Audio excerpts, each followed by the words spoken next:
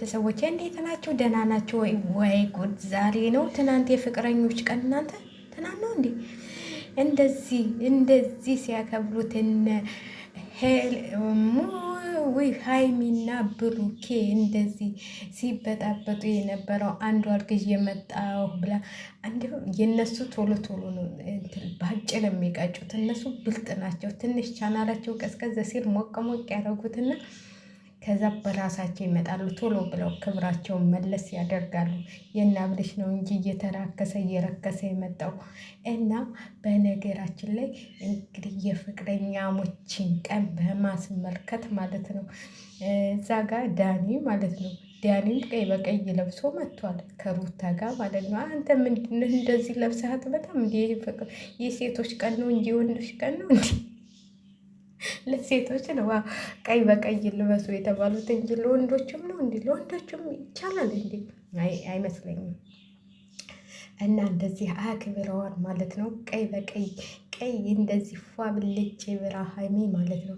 ግን አልገረማችሁም? በእናታችሁ ሀይሚ ያች ቀጫጫ ቅጭጭ ያለች እንደዚህ መወፈሯ እኔ በጣም ነው የገረመኝ። የሰው ልጅ ግን እናት ይሄንን እርጥብ ስጋ እየበሉ ምንድን ነው ጎረድ እየበሉን እንደዚህ ባንዴ እኮ ነው። እሷ ደግሞ በስመ አብ ስትወልጂማ በቃ እንዲህ ነው የምትሆኘው። እና ሀይሚ ግን ቀንሺ፣ ይሄ እንደዚህ መወፈር የለብሽም። እንደ በፊቱ ቀጫጫነትሽ ነው የሚያምረው። በነገራችን ላይ ቀጫጫ ሆነ ነው ሀይሚ ደስ የምትለው የሆነ ደስ ያላት። አሁን እኮ ፊቷን ሁሉ ያሰላቸው ነው የሚመስለው ነው ከብሩኬ ጋር እኩል ልሆን ብለሽ ነው እንደዚህ ወፈርፈር ያልሽው። እና ደስ ይላል ማለት በአጭሩ መቅጨታችሁ እንደዛ ድራማውን በአጭር መቀጨቱ አለገዝኩ ብላ ያችን መታ ስንት ነገር በጥብጣ እንግዲህ ጋሽዬ ሳይቀሩ ያ ሁሉ ሽማግሌ ያ ሁሉ እንደዛ ሆነው ጋሽዬ ራሱ እኔ በአባትነታቸው በጣም ነው የማደንቃቸው ማለት ነው። ጥሩ አባት በቃ እንደዚህ ለልጆቻቸው መስዋዕትነት የሚከፍሉ አባት እሳቸውን ያየሁትና ያው እንግዲህ እንደዚህ ከዚህ ደረጃ ደርሰዋል ማለት ነው። በአጭሩ ቀጩት ማለት ነው። የናብልሽ ግን በአጭር የማይቀጭ ድራማ በቃ እነሱ እየሰደቡት እንግዲህ ትናንትና ማየታቸዋል። ቲክቶክ ላይ ማንን ትመርጣለህ ከጥጌ ከሄልሚላ ከሩታ እያሉ ሲጠያይቁት ነበር።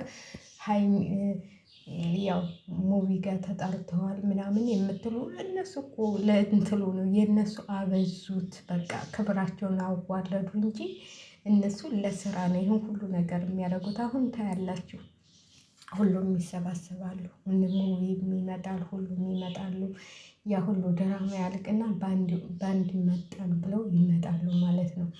እና ያው የነ ሀይሚ ድራማ ደግሞ በቃ ባጭሩ የእነሱ በጣም አሪፍ ነው። ባጭሩ ነው የቀጩት ብዬ ነው የማስበው። ማለት ብዙም እንትን አላሉትም፣ ብዙም አላጋነኑትም። የሆነ በቃ ክልል ያለ እንትን አይደለም። እና ባጭሩ ነው ቀጨት ያደረጉትና ያው እና ወደችም ባጭሩ ብትቀጩት ይሻላል ብዬ ነው የማስበው። ማለት የሰው ልጅ ሁልጊዜ ሲምዛዛ ደስ ሊል አይችልም። እና ባጭሩ ቀጩት ብዬ ነው የማስበው። እንግዲህ ሁላችንም እግዚአብሔር ይጠብቀን። ፍቅረኛሞችም ቀን እንኳን አደረሳችሁ።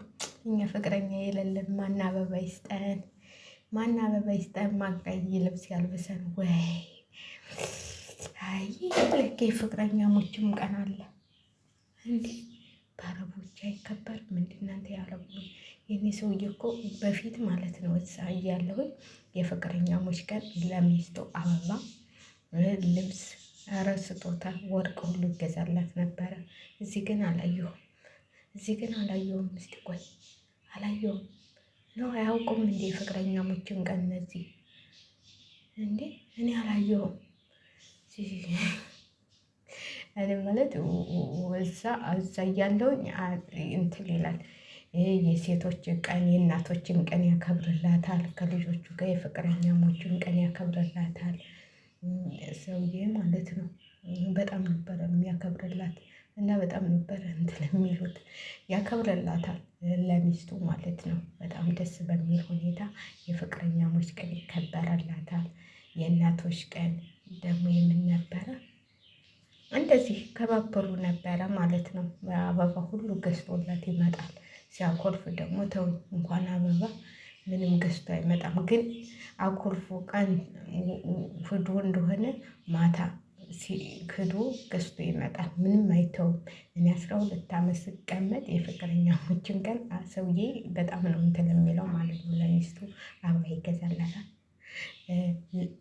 በቃ ምን ልበላችሁ፣ እንደውም ሲኳለፉ እሱ ነው ማስታረቂያቸው።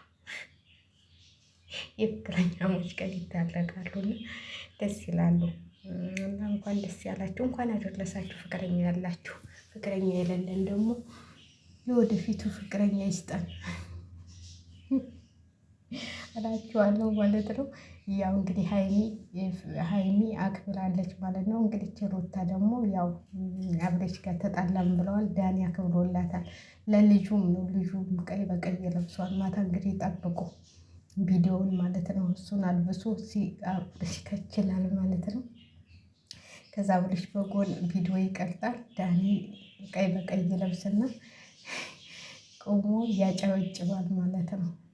እና በእናታችሁ እኔስ አሁን ስደት የሚባል ነገር እናንተ እንደዚህ ሀገር እንደዚህ ሀገር 10 ዓመት 12 ዓመት ሰላን የምትሉ እዚህ እኔ አሁን የምጠሩበት እንዴት በጉብዝናችሁ ነው?